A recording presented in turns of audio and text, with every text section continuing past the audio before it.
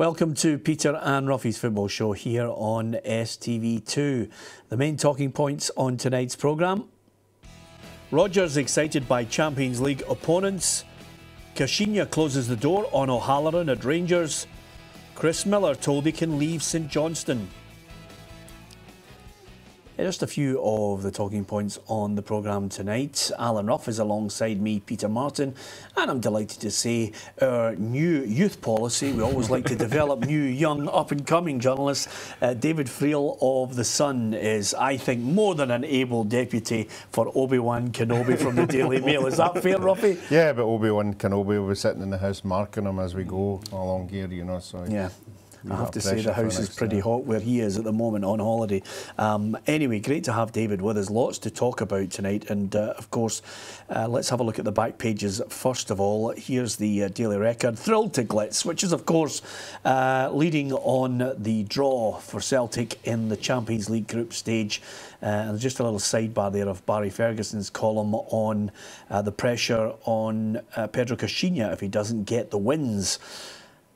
And The Sun, again, don't worry, be happy.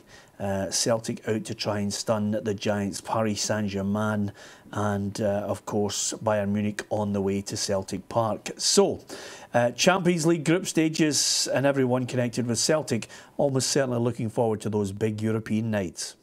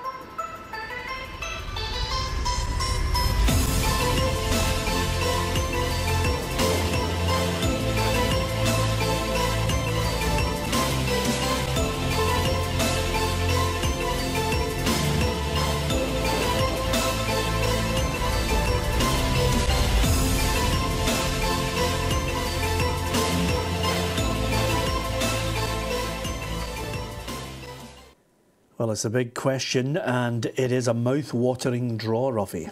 Yeah, it certainly is, and the Celtic supporters I've been speaking to, they're in two camps, you know, what are we going for? Are we going to get out of this group, or are we going to go into Europa? You know, and I think they're all debating how they're going to make these two decisions. I don't know about you, but I think you're talking about to get out of the group 9 or 10 points. And then you've got to decide how you're going to get these 9 or 10 points. We all know on any given night at Parkhead that Celtic are up for the big boys coming. They've done it before. They've done it with Juventus, Milan, Barcelona. So you're looking for a big night. You know, it wasn't there last year. We couldn't see it. Although a good performance against Man City, but I don't think Man City were a top team last year. So I think Celtic cashed in at the right time.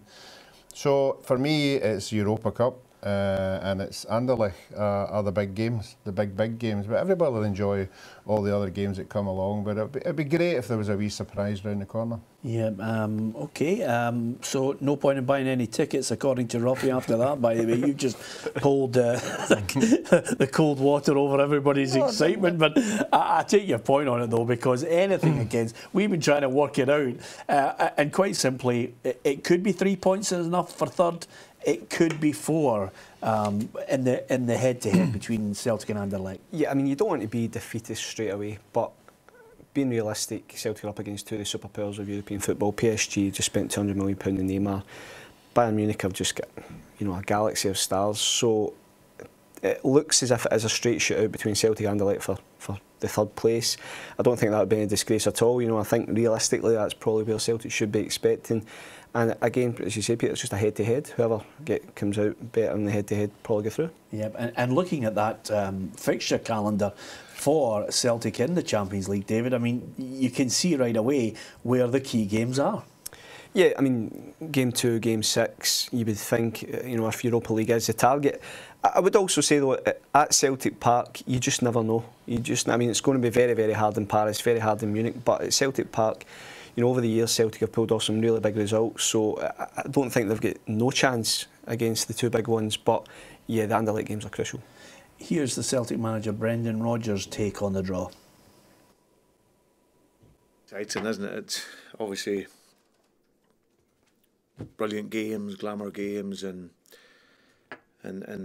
the support and the players and the club are deserving of it. So yeah, it was absolutely brilliant, and playing against top class teams with great history, you know, in terms of Bayern Munich and PSG and Anderlecht themselves have a great European history. So yeah, we'll look forward to them when they come.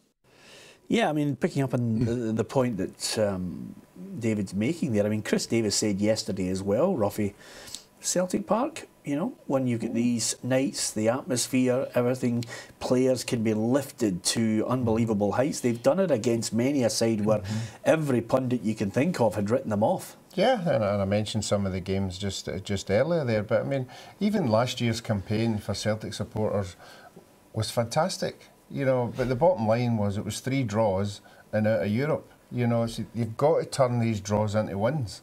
There's got to be 3 points on the board pretty early. So obviously the Anderlecht game, although it's away from home, is the first one you would say. But you're right, you know, past Celtic teams have risen to the occasion. Sometimes teams, I think in the Champions League, they've got their stall set out of what they need. You know, and Bayern will be going, we're going to win over home games. Yeah. You know, Paris Saint-Germain are saying we'll win over home games. So they sometimes come away from home and go, well, maybe a point's okay here. And that's when Celtic may be able to cash in. Yeah, well, there's 2 ways to look at this next answer from Brendan Rodgers. Yep. As always, we go in to do our best. You know, everyone, you know, who knows football will know the size of the task for us in this group, like last season. But our aim is to do our very best. You know, we don't want to concede any games, you know, before we even start. But of course, we know the magnitude when you're playing against that superpower of PSG and Bayern Munich at this moment. So yeah, like I've always said, our idea is to have European football after Christmas. That's still going to be a big ask for us, but the experiences and everything that what we'll find from this. The Champions League this season will again help us. You can't rule him out pulling off the odd shock, but how important is it that he gets the Patrick Roberts deal over the line and the centre half and striker everybody's thinking about? Yeah, I mean, Patrick Roberts especially would give Celtic the X factor. You know, he was so important, especially in the last 3 or 4 months of last season. And I do think, I think James Forrest had a really good start to the season. Patrick Roberts just gives you something a little bit different, and I do think Celtic have missed him. In terms of centre-half, I agree. I think Celtic need to bring in a centre-half. I think Eric Sviatchenko is probably most likely to leave before the end of the transfer window, so just even in terms of numbers, you need to get somebody else in. And in terms of a striker, I think it's hard. You know, what kind of striker do you get? Who's going to be coming to play possibly second, third fiddle? I don't know. But I know Brendan Rodgers is looking for one. Yeah, OK. That's what he's got to look forward to on the European front, but as far as the domestic situation is concerned, here's a look at the fixtures for the Premiership in Scotland over the weekend. And as you can see, Dundee Hibs and Ross County Rangers on the Sunday, but Celtic in action on the Saturday against St Johnstone. It's Kelly Hamilton, Motherwell Hearts and Partick Thistle against Aberdeen. With that in mind, we had a little sniff of it a couple of weeks ago, but we were waiting to get the news on Chris Miller. He's leaving St Johnstone after a good decade at the club. Yeah, I think it's fantastic when any player is at a club for 10 years. It just doesn't happen anymore, and I hope he's rewarded by the fans and the club. I know he's obviously going to leave, but it's his testimonial year, and I would like to think the supporters would back the whole year. You know, sometimes you go away for a club, some people lose focus that you're not here, but I think for a player to be at a club for 10 years, it's wonderful. Yep, I wouldn't rule him out you know, continuing maybe Premier League but possibly Championship, going back to his old club Morton, or maybe even the Sun five-a-side team. Yeah, I mean, I was actually up at St Johnstone yesterday when Tommy Wright kind of officially broke the news that Chris was going to be free to kind of move on, and I think he's one of these guys in Scottish football. He'll be remembered as a St Johnstone legend. You know, Chris is probably going to move on in the next couple of weeks, but he won the Scottish Cup there. He's roughly saying 10 years, unbelievable achievement. And he's a real fan's favourite. You know, he's a poster boy up in Perth, or he likes to tell everybody he's a poster boy up in Perth. How big are the posters? Mini size, but he's a guy that could easily do a job again somewhere else in the Premiership or at a good Championship level, so I'm sure he'll have no problem getting fixed up. Yeah, absolutely. Okay, we've been cranking it up with the quiz over the last couple of weeks, and David's not privy to it, but he's just about to get the ultimate test head-to-head against Ruffy. Will the young buck be able to take on the old man? Let's find out now. Here's our first question of the show, and we're coming back with Pedro Caixinha of Rangers and Aberdeen's Derek McInnes.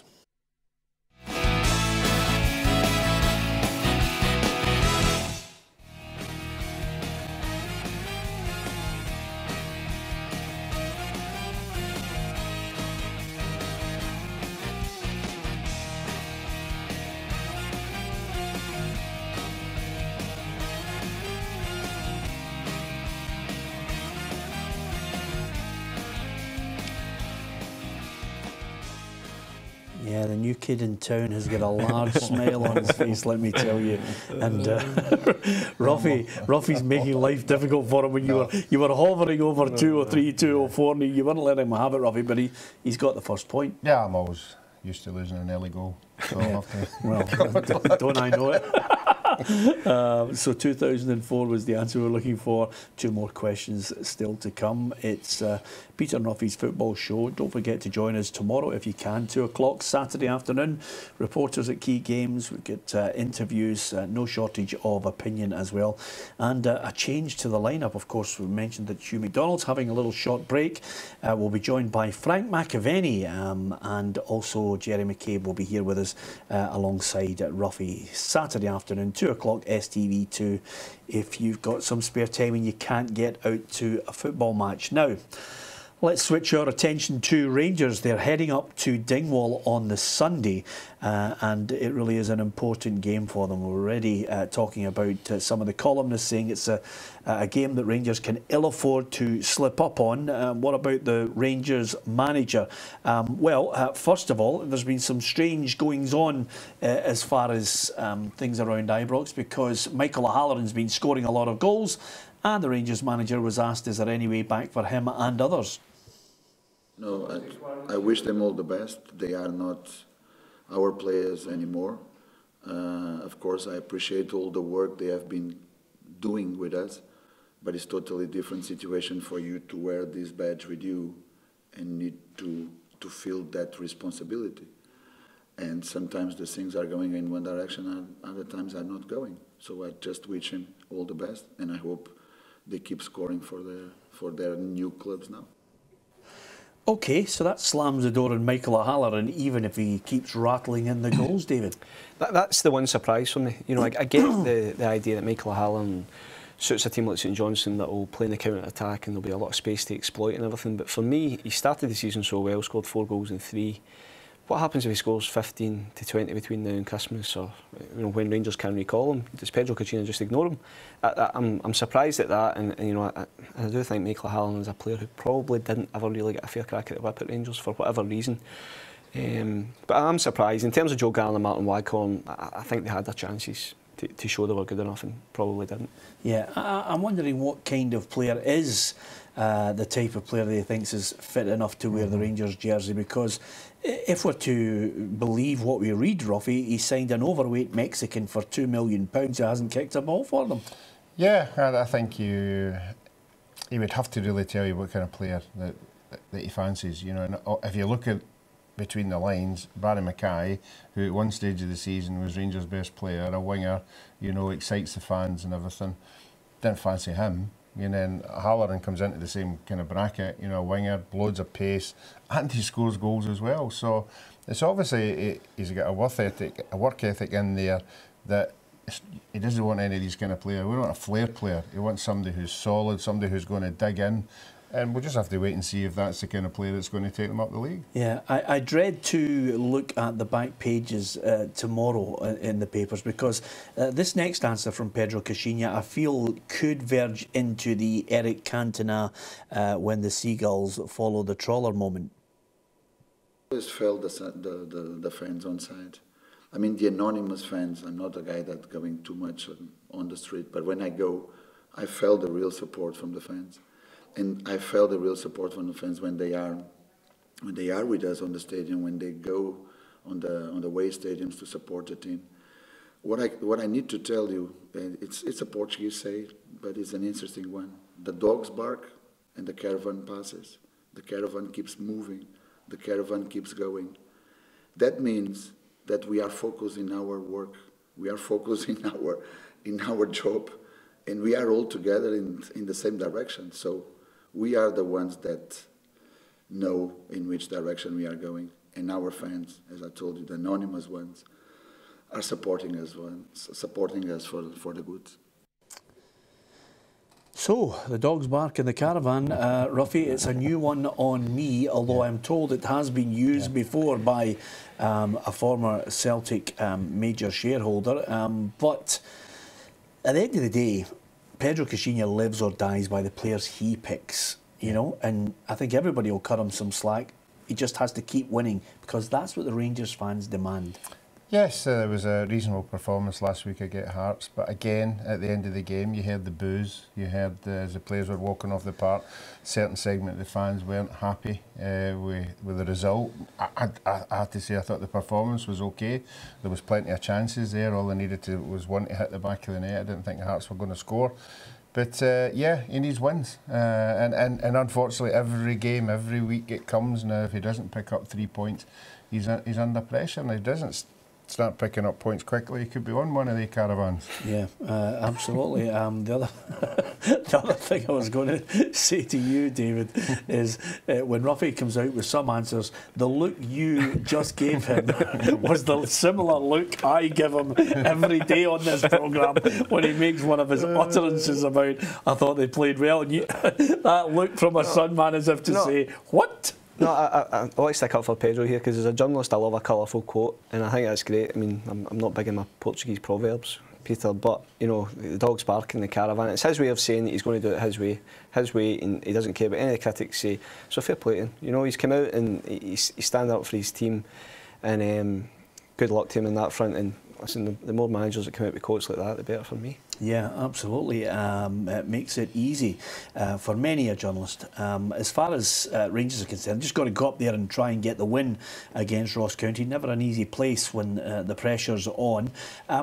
Curiously enough, the Rangers manager is again reiterating this need for respect for his team and, of course, Rangers in general.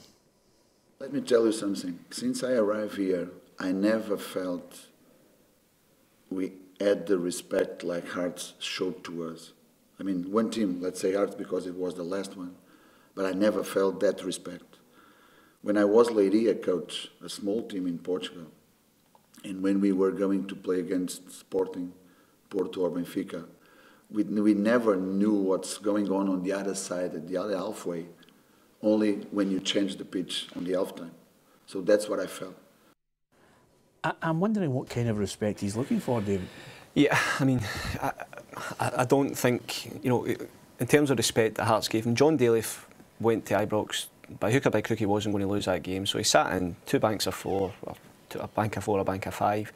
I don't know if it's respect. I think it was John Daly trying to get a job, trying to get a result at Ibrox. So I don't know what Pedro's really talking about there in terms of respect from the other teams. But any team going to Ibrox should really expect to be defending against Rangers, should they not? So yeah, but is that what he's trying to?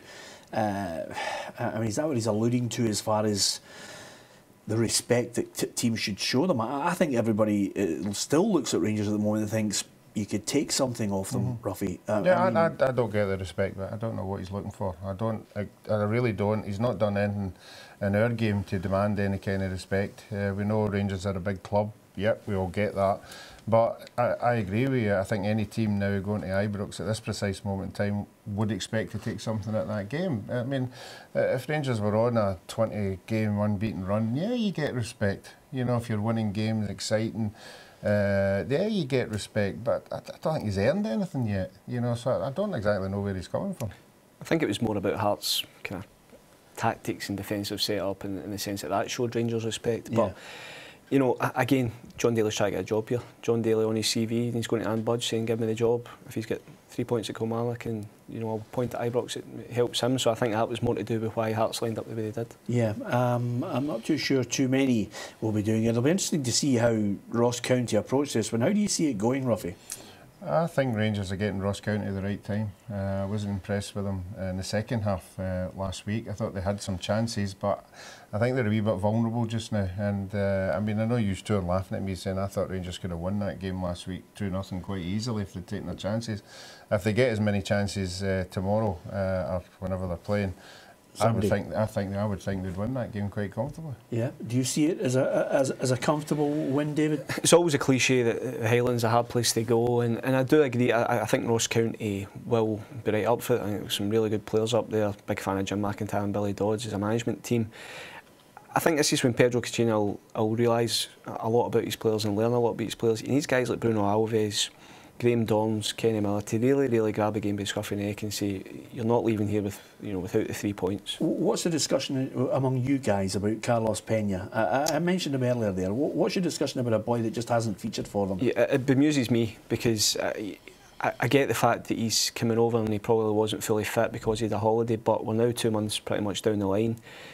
All the other signings have either started games. You know, Morelos was out at the start getting his fitness. He's now starting games, but Pedro during the week was saying how he thought about putting Peña on for 10 minutes against Hearts, but then decided against it. This is his biggest signing of the summer.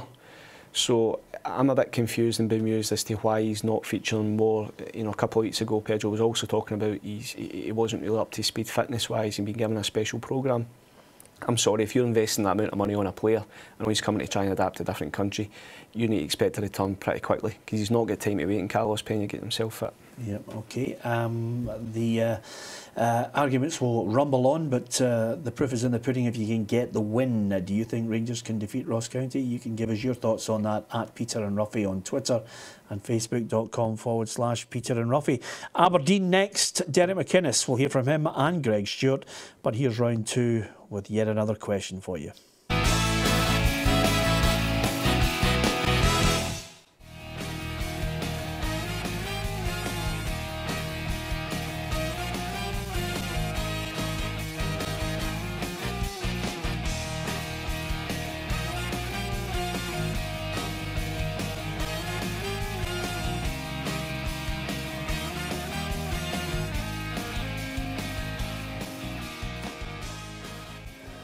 You don't know, you can't ride off an old dog. That's as simple as that. You know, he can bark at any caravan when he's written off and he just comes out fighting. Ruffy, 1981, you're on the mark. Yeah, fortunately I was out with Alan Kennedy on numerous occasions and he always talks about it. I think he brings his medal along as well. Yeah. And so that's sort of stuck in my memory. Absolutely. I try not to pick any kind of event which means Ruffy's gone out on I was trying to think of a PC word there, on the lash, on the drink with Alan Kennedy, which secures you one each, so it's down to the final playoff. It's like a Celtic Anderlecht in the Champions League. Let's switch our attention now to Aberdeen, because Derek McInnes, we heard from him yesterday talking about disappointment in some of the players not selected for Scotland, or it came as no surprise. I thought it was maybe a wee thinly veiled swipe from Derek there, but he's got one player that if he could stay free of injury and scores any goals like he did last week, I'm talking about Stevie May. I mean, it was an absolute cracker from Stevie May.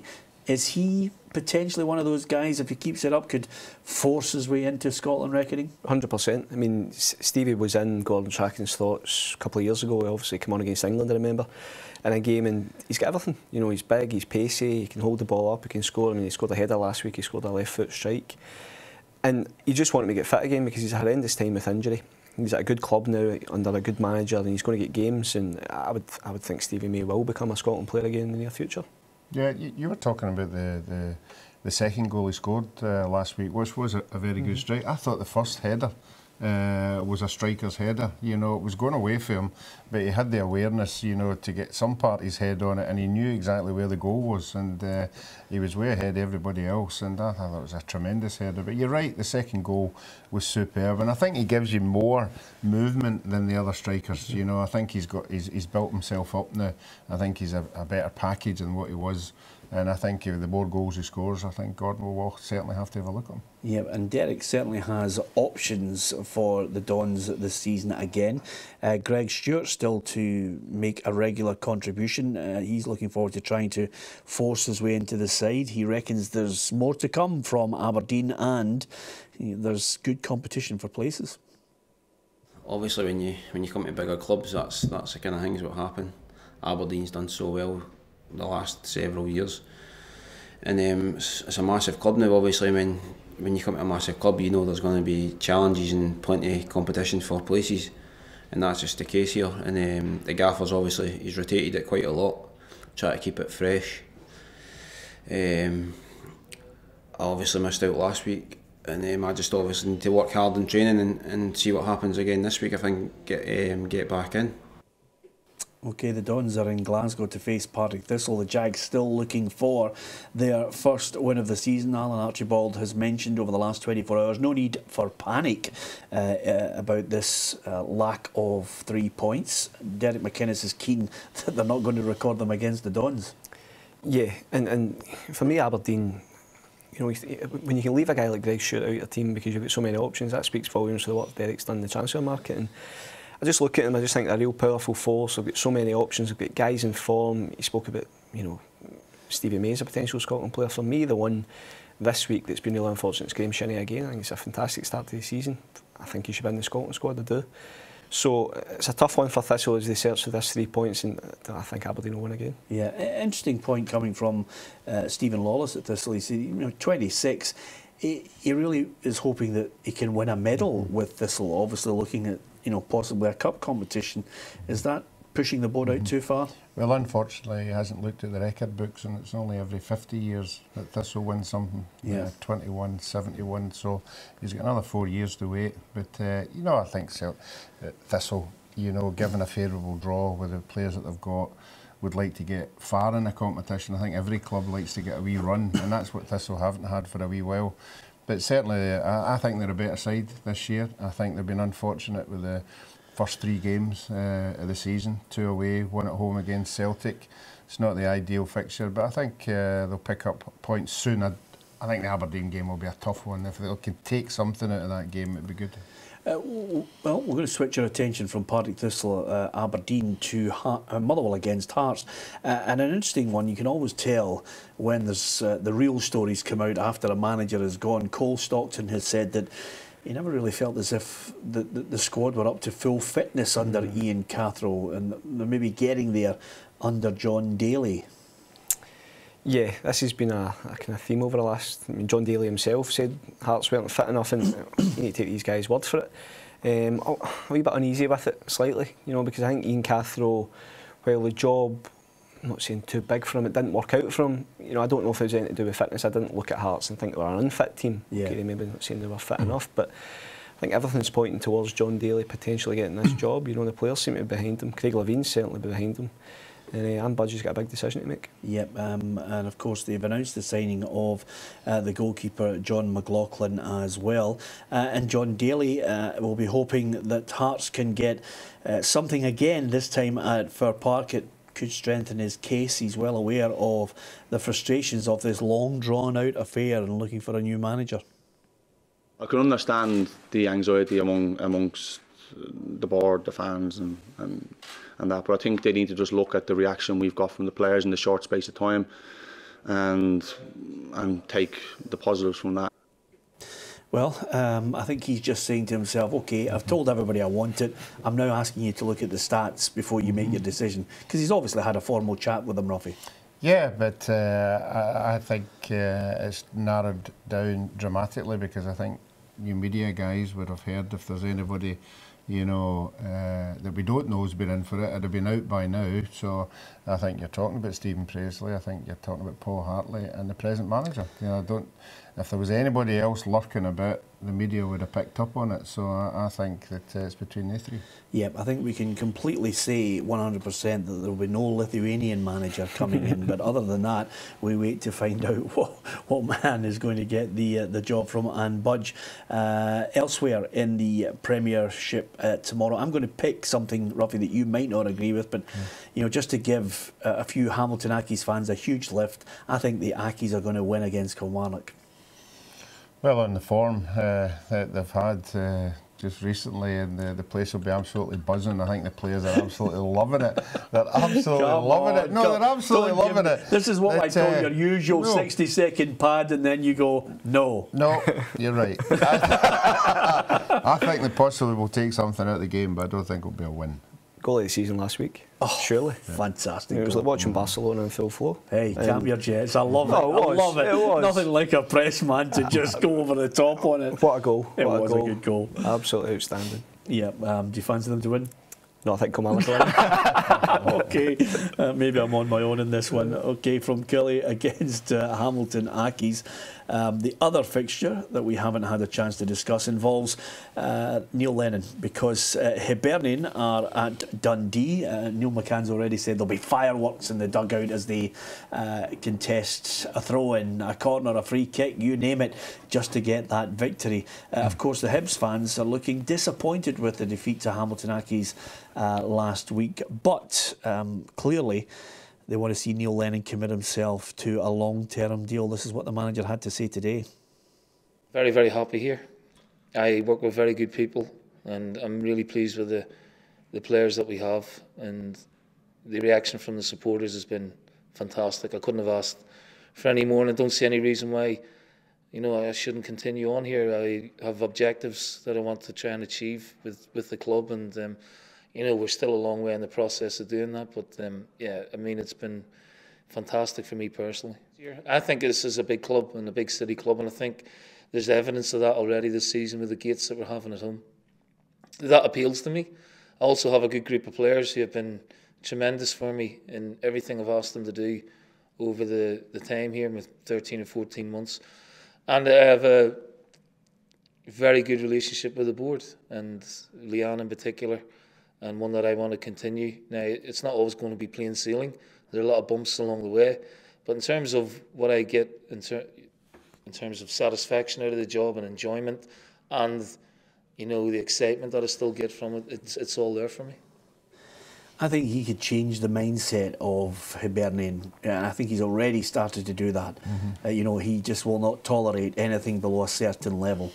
Yeah, and it doesn't matter where you are, when you're a place that everything's going well, everybody's right behind you, it's a happy place at training, makes a big difference. The board are right behind you and everything, the supporters are right behind you.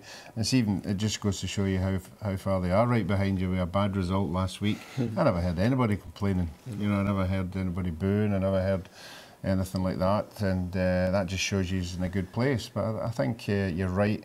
He's already set standards in there. The standards that he had at Celtic, he's taken to Hibs, and players have now got a line that they've got to come up to. Yep, I still think they'll be battling away for top three.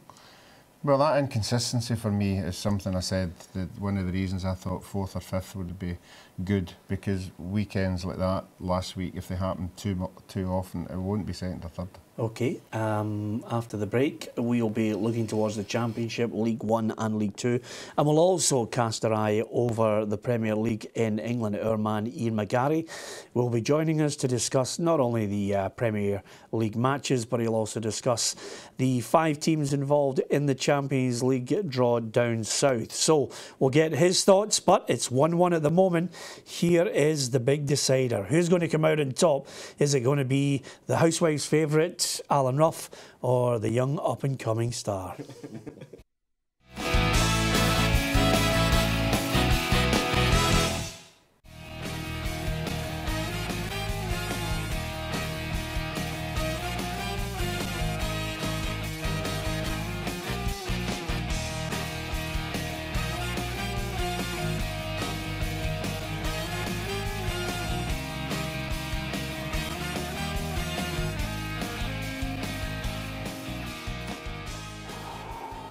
What about that, eh, Ruffy? I'm not sure if David Friel actually nailed that on Dundee United or it was the Oasis album. No, definitely maybes about it. 1994 was the answer we were looking for. Welcome back to Peter and Ruffy's Football Show here on STV2. Don't forget to join us tomorrow if you can. 2 o'clock, we'd love you to get out and get to a match. Support Scottish football. If there's a team near you, get out there and you'll see some really good football on offer. We've been looking at the Premiership, the top division, but now to the Championship as well. And this is what's on offer. I think there's one game screaming out as you look at the fixtures, Ruffy, and it's right at the bottom for me. St Mirren against Dundee United could be an absolute cracker. Yeah, St Mirren a good win there. Obviously the thumping against Morton was a wee bit of a setback, but certainly that'll be a big crowd tomorrow. I think that the St Mirren supporters are beginning to believe that top 4 is possibly possible this year, and it's good because it's a nice wee stadium if there's more people in it. Yeah, and you say top 4. I think Jack Ross is saying no, promotion. Yeah, at the start of the season, or given how St Mirren finished last season, there was a lot of talk about that, you know, promotion, St Mirren, and I did think it was maybe a little bit premature. I thought a playoff place, but Falkirk having a great start, so St Mirren are now, you look at them and you think, you know what, maybe they could, but I still fancy Dundee United. Yeah, I noticed that Peter Houston was out maybe chatting to a few fans. As you know, Falkirk's a great club, good community, you know, there's a good mix of the fans with the management staff talking to each other, and I'm surprised at their start. I mean, Peter Houston won't suffer that for much longer, but I don't think anybody would be rumbling with discontent. I think he's a great manager. No, it's a sign of a good manager and a good club. Obviously, the results haven't went their way. He'll know the feeling that the supporters aren't particularly happy. So to put yourself out there and go and meet them and have a chat with them shows good experience for me. It just keeps everybody on board. He'll probably explain to them the reasons why. But again, he knows that wins are the only way up. Yep, they've got Queen of the South at home tomorrow. Inverness is another one that I'm looking at. They're down there at the bottom. John Robertson's added players to his squad to try and, you know, turn around this poor start as well. Yeah, it's a tough job, I think, Inverness, because, you know, for so many years when they won the Scottish Cup and everything, they had this nucleus and core of players, but little by little, bit by bit, they've kind of moved on, and I think John going up there, it was a job he had to take, really. He couldn't turn it down, but he's got a real rebuilding job on his hands, and it's going to be hard for me to see them going to compete with Dundee United, Falkirk, St Mirren and these teams. But if you get a playoff place, then you never know what can happen at the end of the season. I'm amazed actually with that, Ruffy. You know, that their demise has been incredible. But it's one of those sides that you thought would be back up there contesting at the top end. Well, I think I always compare Inverness with Ross County, and you know, I think the difference between the two is Ross County have got an owner who's prepared to chip in, you know, when things aren't going particularly well. Unfortunately for John up there, Inverness don't seem to be that club. You know, they don't have a lot of money to throw about. You know, obviously attendances and everything aren't as big as most of the clubs there, so they live within their means. And then John probably went in there knowing that, but he's obviously lost the boy Draper, and now Warden's out injured as well, so he's got a tough time ahead of him. Yeah, absolutely. He's added Charlie Trafford, a Canadian, to the squad, and he has been speaking in the last day, just mentioning that his job is to get in there, play well, and get Inverness up the right end of the table. Get us back into the top league. That's my goal, and that it's where the club needs to be. So that's kind of my short-term goal here, is that I want us back in the top league, and individually I want, if I can play well here and do my job, I'm hoping to be back in the national team and pushing there, and then you never know how the career goes from there, or how far we can go with the club. So. What about the fixtures in the other leagues? League One, here's what's on offer on Saturday afternoon. Airdrie Alloa, Ayr United against Arbroath is one of those tasty fixtures that I'll be looking forward to on tomorrow's programme. East Fife Wraith Rovers, Forfar against Albion Rovers, and Queen's Park against Stranraer. League Two, Annan Montrose, Clyde against Stenhousemuir, Cowdenbeath Berwick Rangers, Edinburgh City against Elgin City, and Peterhead against Stirling Albion. And here's what's on offer in the Premier League in England. The early kick-off is Bournemouth against Manchester City. Eddie Howe already saying it could be one of the toughest seasons for him to try and keep the Bournemouth side in the top flight. Crystal Palace, Swansea, Huddersfield, Southampton, Newcastle, West Ham United and Watford against Brighton. And the late kick-off there, as you can see, 5:30, we'll be bringing you all the latest scores as they hit the back of the net. Well, as ever, we always like to talk English football, and our man down south is Ian McGarry. And Ian, all the talk this week has been about Wayne Rooney and international retirement. Not really a surprise, Peter. I think it's important to remember that one of Gareth Southgate's first actions as England manager was to axe Wayne Rooney, not just from the squad, but as England captain. That hit Rooney hard. I think he bears a grudge well. He's a Scouser after all. And when he received that phone call, knowing it was coming, that he was going to be recalled to the squad for the upcoming games, I think he already had his answer and his statement well prepared. And it was a very gentle, go away, Gareth, I'm not interested. And to be fair, I have been privileged to see Wayne Rooney play most of his England career. And he will go down as one of England's all-time greatest players, unlike the current manager. What about the Champions League? What do you make of the draw for the 5 English clubs, Ian? Obviously, Spurs Real Madrid is the box office, one of all. And Gareth Bale obviously coming back to play against his own club. A lot already being made of that. And obviously it will be at Wembley in terms of the home game as well. We talked last week on the programme about Tottenham's potential problems at Wembley, and lo and behold, to go and lose to Chelsea, as we spoke about. So yeah, that's a big one. I think the draw's been kind, generally, to Liverpool, to Manchester United. And I think, as a result, I think those teams will expect to go through. Interesting to hear Jurgen Klopp being very, very frank, as usual. Maribor, I know nothing about, he said. So do your homework on that one, Jurgen. So yeah, and Manchester City again as well. You would fancy them also to progress from the group that they, in terms of the teams they draw. Obviously, our very own Glasgow Celtic have probably got the hardest group out of all the British clubs. But I think we'll all be pleased to see Paris Saint-Germain and Bayern Munich come to Celtic Park and play in the competition.